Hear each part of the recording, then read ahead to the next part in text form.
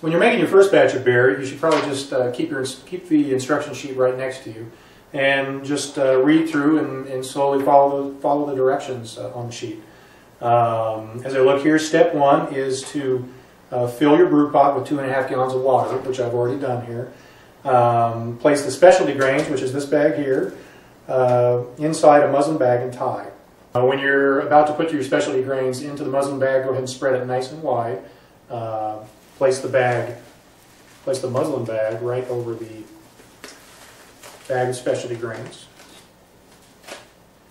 Okay, I like to put it all the way over the top. And then over the top of your brew pot, go ahead and empty that bag of specialty grains into the muslin bag. Okay, and then tie that bag at the top.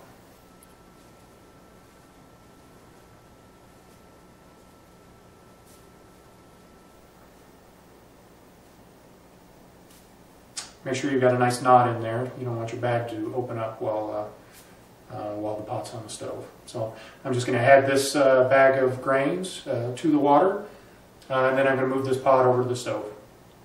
You can see that the water in the brew pot is already extracting the sugars from those grains. You can see that the water is starting to turn a little bit gold, and that's exactly what's going to happen with specialty grains. Water is going to extract the fermentable sugars and are going to give color and body to your finished beer, as well as head retention.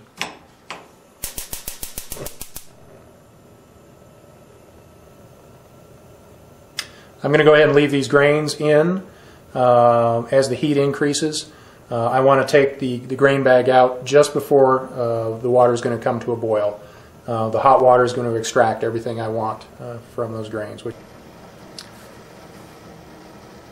Okay, well, the heat's been on for about 20 minutes, and my 2.5 gallons of water, which is now actually called wort, which is the German word for unfermented beer, it's just getting up to a point where it's close to the boiling point. So, as you can see, the water is a lot darker than it was, and I think we've gotten about all the sugars out of that grain that we want to right now. So, what I'm going to do is take my spoon, and I'm going to lift this bag out carefully.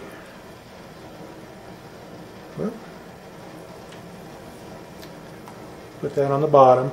I don't want to squeeze the grains because that can extract tannins, from the grains, which will add a harsh flavor to your finished beer. So I'm going to let it sit here and drain a little bit.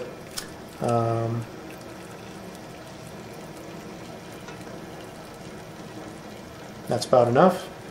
I'll go ahead and put this and try not to make a mess as I take this over to the sink.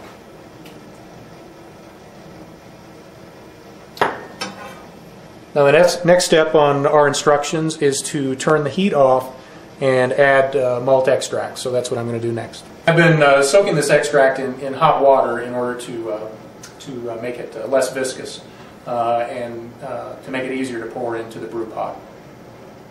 Okay, I've turned the brew kettle off temporarily while I open this bag of extract.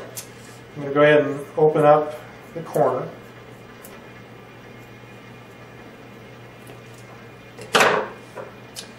And pour it in.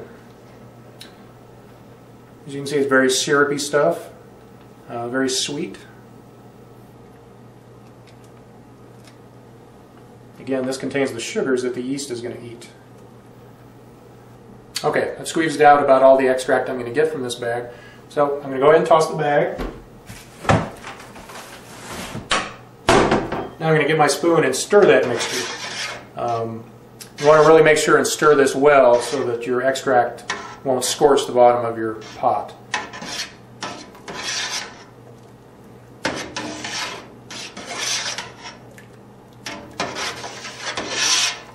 You can see I've still got syrup on there.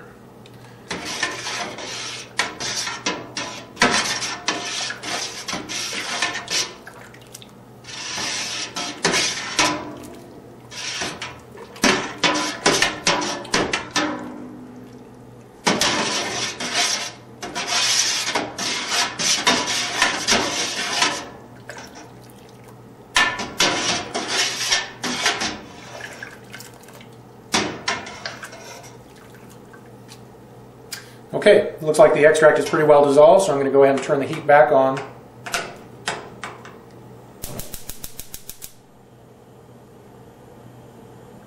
And now I'm going to bring this mixture up to a boil.